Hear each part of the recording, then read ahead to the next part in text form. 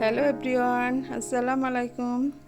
কেমন আছো বন্ধুরা সবাই? আমি খুব ভালো আছি। তার জন্য আমি রান্নাঘরে চলে এসেছি একটা খুব লোভনীয় খাবার বানাতে।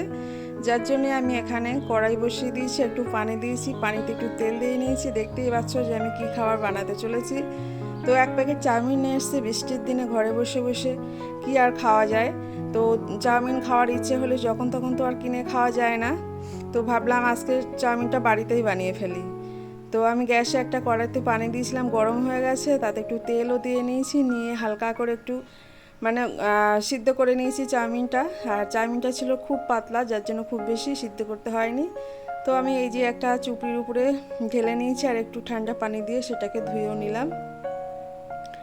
নিয়ে এদিকে আমি একটা কড়াই বসিয়েছি, আর তার ভিতরে তেল দিয়ে নিয়েছি, আর দুটো ডিম ভেঙে দিলাম। চাউমিন করতে গেলে একটু ডিম না দিলে তো হয় না। তো ডিমটা আমি একটু ভুনা টাইপের করে দেব চা খুন্তি দিয়ে।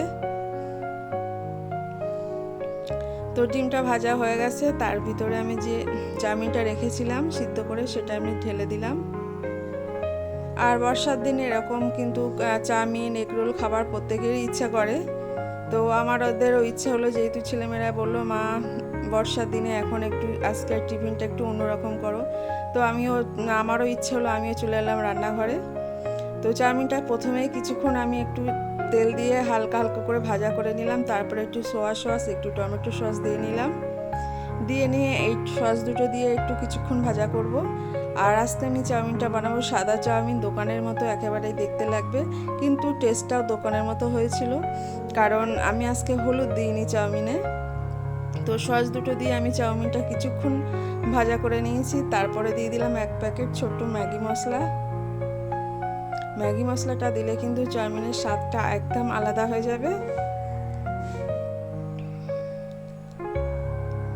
তো প্রায় আমার চাউমিন ভাজা রেডি। মশলাটা দিয়ে একটু কিছুক্ষণ আমি ভাজা করে নেব। তো আমার প্রায় হয়েই গেছে। আর বেশি কড়া করে ভাজা করব না, চাউমিন বেশি কড়া করলে খেতে ভালো লাগে না, শক্ত হয়ে যায়।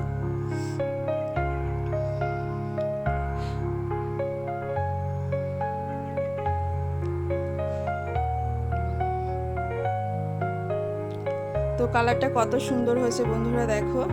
আমি কিন্তু হলুদ দিইনি, তাও একটু হলুদ ভাব চলে এসছে। আমি সাদা রাখতে চেয়েছিলাম, যার জন্য সস দিতে হয়েছে।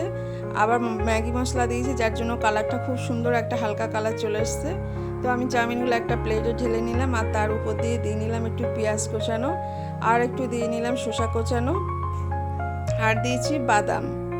কাঁচা লঙ্কাটা দিইনি, ছেলে মেয়ে কাঁচা লঙ্কা খেতে পারবে না। আর এবার উপরে একটু সস দিয়ে নিলাম। তো আমার মোটামুটি চাউমিনটা রেডি। তো কেমন হয়েছে বন্ধুরা তোমরা অবশ্যই কমেন্ট করবে। আর কার কার এরকম ঘরে চাউমিন বানিয়ে খেতে ভালো লাগে সেটাও বলবে, পাশে থাকবে।